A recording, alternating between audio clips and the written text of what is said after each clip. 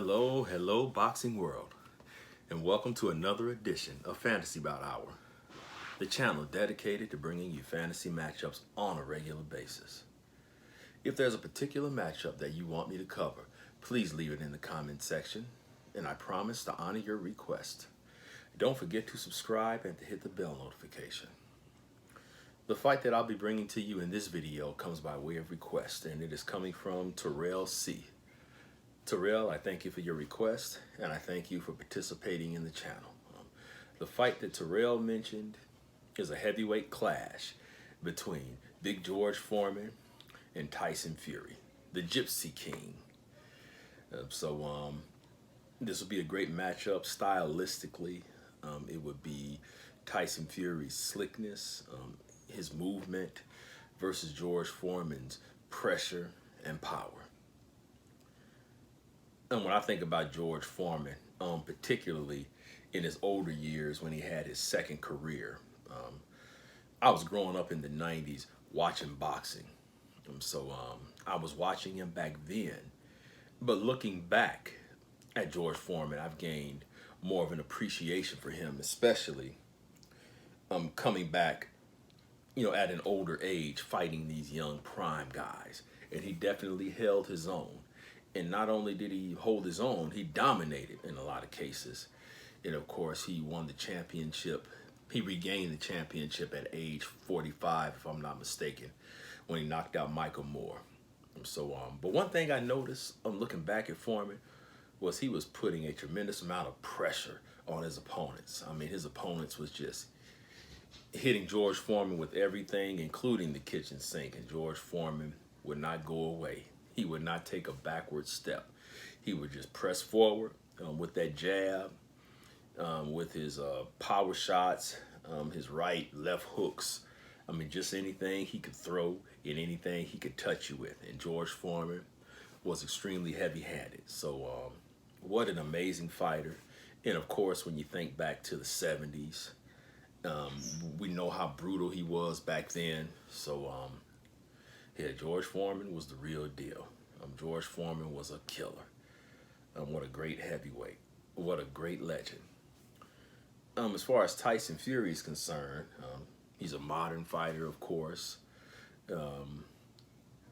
And fans call for a lot of current fighters to prove themselves. And a lot of times, we don't appreciate fighters until we look back about 20 years or so.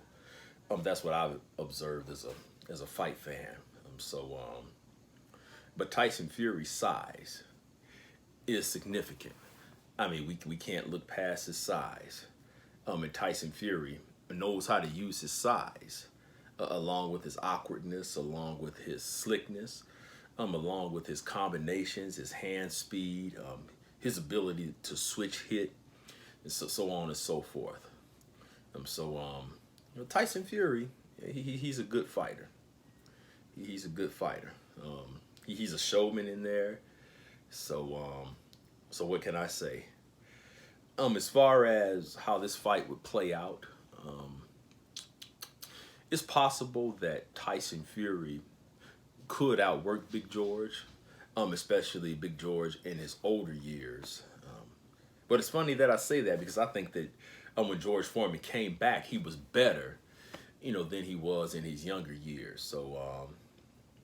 His footwork might have been better in the 70s, but I just think he was overall a better fighter in the 90s because he had developed a jab. He had developed a great 1-2. He was more of a disciplined fighter in his older years.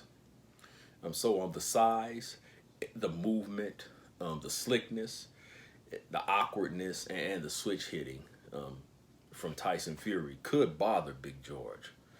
But on the other hand, Big George could take a punch. I mean, I'm surprised that these guys didn't report hurting their hands hitting Big George.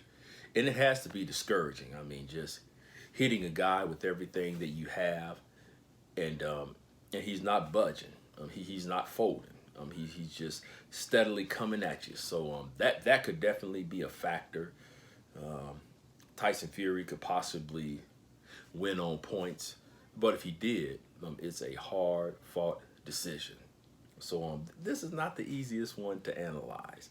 I'm just thinking about these different things, these different factors that are at play, and styles truly do make fights. They really do make fights. So I don't know. I don't know. George is tough as nails. Tyson, very slick fighter.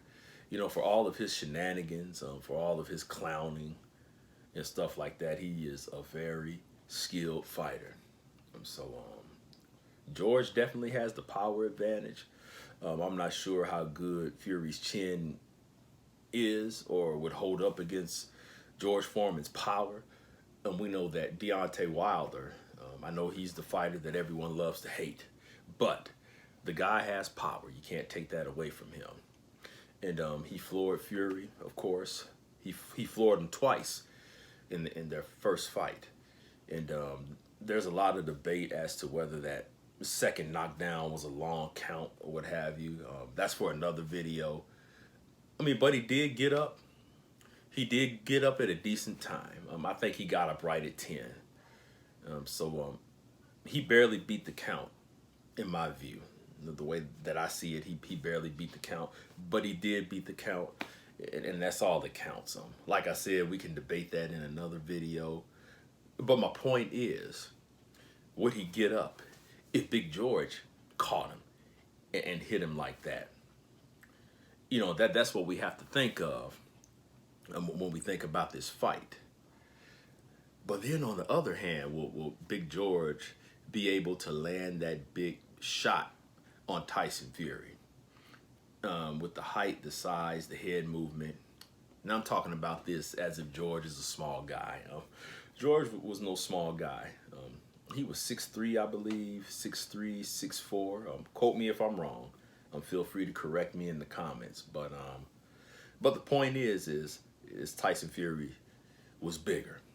He was bigger. So man, I see this going to the cards. It's definitely going to the cards. And to tell you the truth, yeah, I see Tyson Fury winning by decision. It'll be a hard-fought decision, and it will be a close decision. But I just see him edging it. Oh, man. I know some of you are going to give it to me behind this prediction, but I just have to call it how I see it. I respect the sport enough to be honest. I could be wrong, but that's just the way that I see it. So please let me know what you think, and I will see you on the next video.